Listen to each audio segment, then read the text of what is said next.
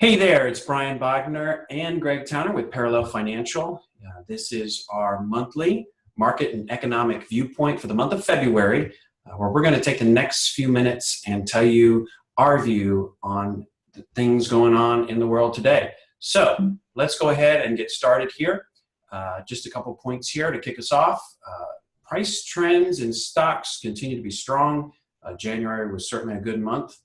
Earnings are also improving with companies, so it's confirming the strength that we're seeing in stocks. Economic data continues to be healthy, but the only dark cloud on the horizon that we see is historically, especially in the first year of a presidency, February can be a tough month for the stock market. So let's go ahead and get into the charts. Turn it over to our Chief Investment Officer, Greg Towner. Take it away. Great. Thank you, Brian. Yeah, we just wanted to start out with a brief view of what the price trends are in U.S. equities right now. You can see here in this long-term chart, they remain healthy. Nice uptrending 200-day moving average. And in fact, just here in recent days, we've hit new price highs in equity markets. So things are going solid there as of now. And Brian mentioned this January barometer, and we just kind of thought this was an interesting point.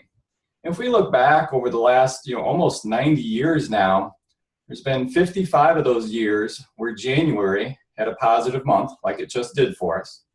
And 80% of those up months of January, the market had a 13% average return for the whole year. So really strong if January is strong.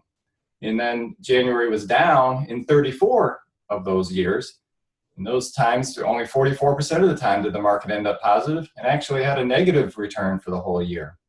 So, this is not a major indicator that we'll put a lot of weight on, but it is kind of interesting since it does go along with our general positive thesis at this time. More importantly, though, as we've talked about more recently, is the inflection point that we've seen in earnings. Nice year-over-year growth. Not huge growth, but coming off a low level. It's nice to see a positive inflection that we talked about for third quarter. And now as we've been getting the fourth quarter data, it seems to be continuing. So positive signs there. And the reason that's important is really this chart here. This is a really good chart that looks at the blue line being the S&P 500. You can see it was in a nice uptrend for a while and then spent 2 to 3 years in really a sideways choppy pattern that we've talked about quite a bit. And not coincidentally, during that same time period, earnings themselves went in a sideways choppy period. Well, lo and behold, the inflection point that we've talked about with earnings happened last year.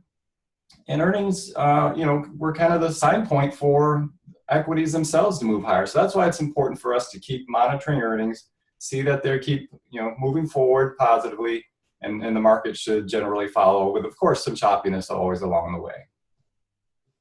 Now, if we bring it out to a broader, more macro picture, we've really seen some positive continuation of economic data. And this is the ISM Manufacturing Index. It's a survey that's done every month on 300 manufacturing companies. If the level is above 50, they're seeing positive things. If it's below 50, it's negative. Well, you can see now we've jumped up to the highest point in about 2 years. We've actually had 5 straight months of an increasing level. So the manufacturing companies are seeing positive indications at this time, which is great for the broader economy. And also another indication of positive economic situation is really the job situation. This is the initial jobless claims. How many people are looking for unemployment or declaring for unemployment? We've now reached the lowest average level since 1973. And we've spent 101 consecutive weeks below what is sometimes considered a key 300,000 level. So positive signs there as well. Now, of course, there's always things that we're keeping an eye on for potential negatives and so forth. And we kind of thought this chart was interesting. This looks at, in presidential cycles, that the first year of a new presidential term, what does the market do on average in each individual month? January was a positive month. About 60% of the time it's up. Well, February, which is normally a weak seasonal month anyways, in the first presidential term, is particularly negative on average, down almost 4%. It's only positive about 23% of the time. And then after that, and several months after that, we actually go into a really strong period. So, seasonals are interesting and they tend to work over the long period. They're not something we put a lot of weight on in each and every given year. But it is something we kind of have in the back of our minds, knowing that corrections, can happen from time to time, and we want to be aware some of their seasonal tendencies. So in summary, price trends continue to be strong. That's one of the main reasons that we remain positive. January barometer is a positive as well. Earnings, very important for us, continue to inflect positively.